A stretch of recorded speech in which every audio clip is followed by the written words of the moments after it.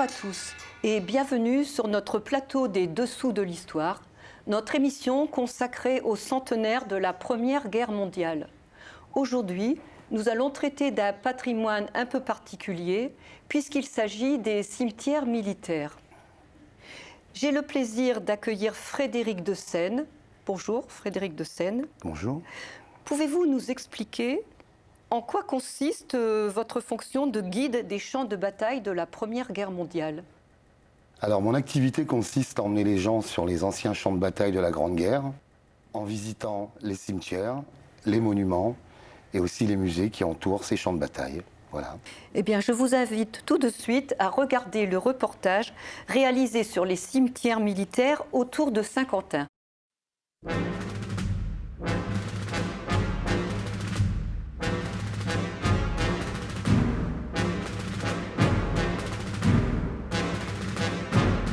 Août 1914.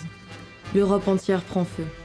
Un conflit éclate dont le développement tragique engendra dans l'histoire de l'humanité une guerre totale et mondiale qui causera la mort de plusieurs millions d'hommes. On l'a appelée Grande Guerre déjà parce qu'elle dure très longtemps, 52 mois, c'est vraiment très long et c'est une guerre qui va mobiliser toutes les couches de la population surtout. En cela, elle est très différente des autres guerres par ces deux aspects. Les troupes petit à petit vont se fixer sur un front, une ligne de front, après la course à la mer, donc de la mer du Nord jusqu'à la Suisse, grosso modo, sur une ligne de 700 km. Et là, on s'enterre. Chaque armée ne pouvant plus grignoter, ne pouvant plus prendre le dessus sur l'autre armée.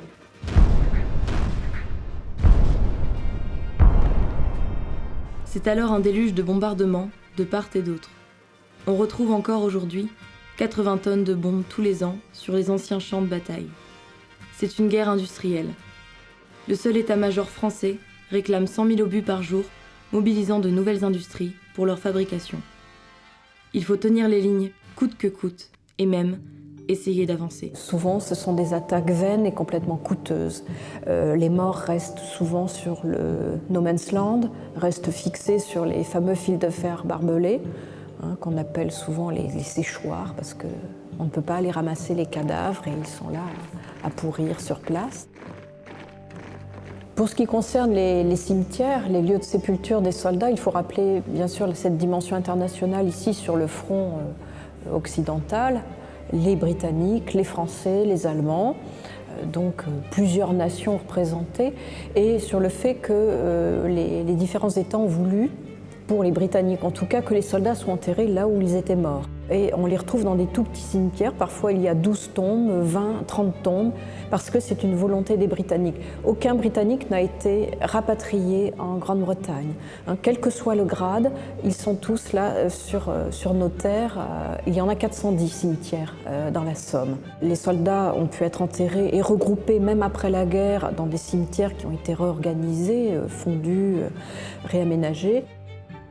Il y a beaucoup d'ossuaires, de lieux de sépulture communs à des soldats, dont les restes ont été regroupés parce qu'on n'avait plus l'équivalent d'un corps avec sa plaque d'identité pour permettre de l'enterrer individuellement.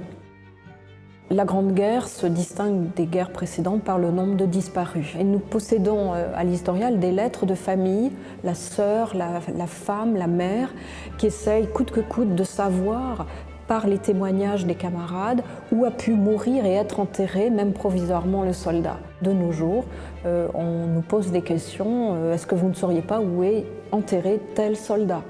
Les descendants des belligérants, des combattants viennent se recueillir ici sur les tombes ou reprendre contact avec cette mémoire tangible de l'histoire. Avec 1204 tombes, le cimetière britannique de Bellicourt est le plus grand du Vermandois. C'est un des rares cimetières britanniques où sont concentrées les sépultures. La majorité des soldats sont tombés lors de la bataille du canal de Saint-Quentin du 29 septembre au 8 octobre 1918.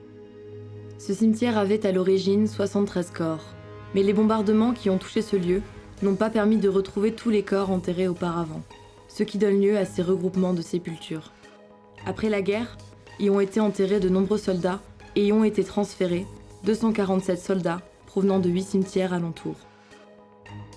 Le cimetière allemand de Mesmy, créé en 1924 par les autorités militaires françaises qui l'ont concédé aux Allemands en 1929, est le deuxième plus important cimetière militaire allemand de France.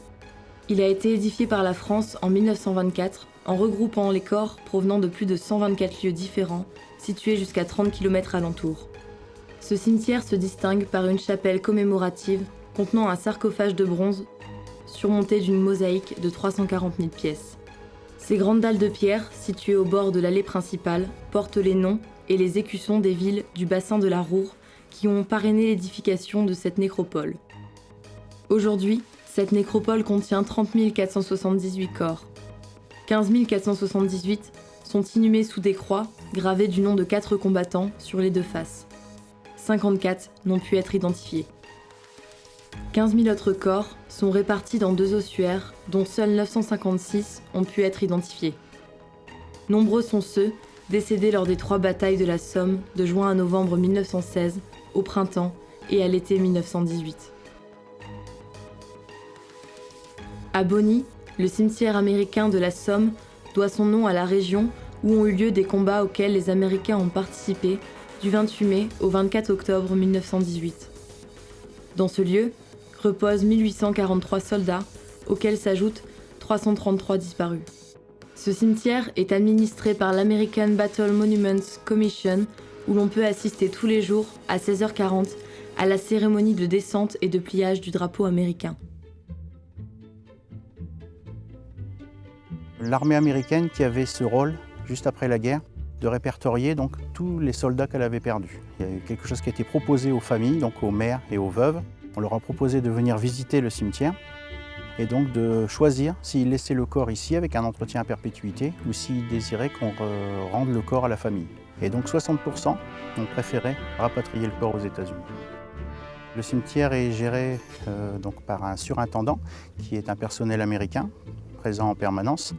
Notre équipe est constituée de 4 personnes, un contremaître, un maçon et 2 jardiniers.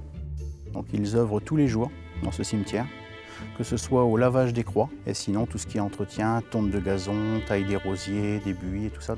On gérait donc avec beaucoup de standards.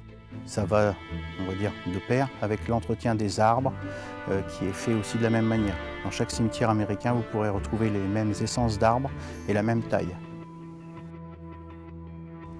Le mémorial américain est dédié aux unités américaines qui ont combattu aux côtés des armées britanniques en France en 1917 et 1918. Les combats ont été, là encore, très meurtriers. Ce mémorial rend ainsi hommage aux 90 000 soldats américains engagés dans la bataille de la ligne Hindenburg. Ce monument, très impressionnant par sa taille, est situé sur le territoire de la commune de Bellicourt.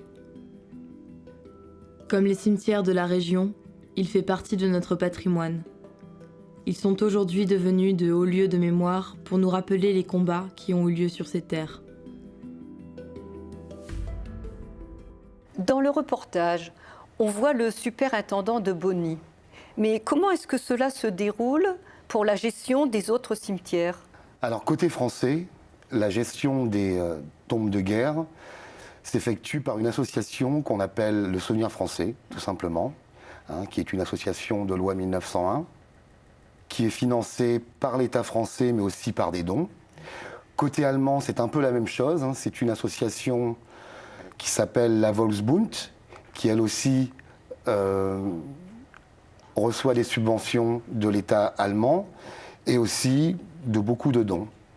Par contre, côté britannique, c'est une autorité administrative indépendante qu'on appelle la CWGC, la Commonwealth War Grave Commission, qui s'occupe des tombes de guerre du Commonwealth, c'est-à-dire des pays tels que l'Australie, la Nouvelle-Zélande, l'Afrique du Sud, le Canada et aussi l'Inde. Plus de 10 millions de morts. Si on fait le calcul des sépultures, on s'aperçoit qu'il y a un écart important. Comment pouvez-vous l'expliquer? Effectivement, on estime qu'il reste encore 700 000 soldats enterrés sous les champs de bataille du nord de la France. De plus, la guerre 14 est considérée comme une guerre industrielle. Donc, des bombardements d'artillerie massifs et beaucoup de soldats qui sont partis en fumée. C'est ce qu'on appelle la boucherie de 14-18. Effectivement. Nous allons à présent retrouver Frédéric Pilet, chargé d'études historiques, qui se trouve en ce moment au cimetière militaire de Saint-Quentin. Bonjour Frédéric Pilet. Bonjour. Pouvez-vous nous parler du rôle du service patrimoine en ce qui concerne les cimetières militaires de Saint-Quentin ? Le service du patrimoine de la ville de Saint-Quentin a pour mission de valoriser tout le patrimoine de la ville et à ce titre-là, la nécropole nationale et le cimetière militaire allemand entrent dans notre champ de travail, notre champ d'études. Donc on a pour mission d'abord d'étudier ces deux cimetières, de mieux les connaître afin de les valoriser et de les faire connaître de la population et des visiteurs. Donc on a avant tout un travail d'étude, de recensement et de compréhension de ce patrimoine pour mieux l'apprécier. Très bien, je vous remercie Frédéric Pilet. Monsieur de Seine, on peut voir des sépultures asiatiques. Est-ce que vous pouvez nous en parler ? Oui, ce sont en fait des soldats de l'Empire britannique. On retrouve des Chinois, des Indiens, des Thaïlandais. Voilà, comme nous aussi, nous avions aussi nos anciennes colonies, et côté français, nous avions des tirailleurs sénégalais, des Algériens, des Marocains, mais aussi des troupes de Côte d'Ivoire et de toute l'Afrique noire. Il nous reste à clore cette émission. Merci Frédéric de Seine de nous avoir rejoints. Merci à vous. Merci aussi à l'équipe technique qui a assuré le duplex au cimetière militaire français de Saint-Quentin. Rendez-vous la semaine prochaine pour un nouveau numéro de notre magazine. Ne manquez pas notre émission. Très bonne soirée à tous.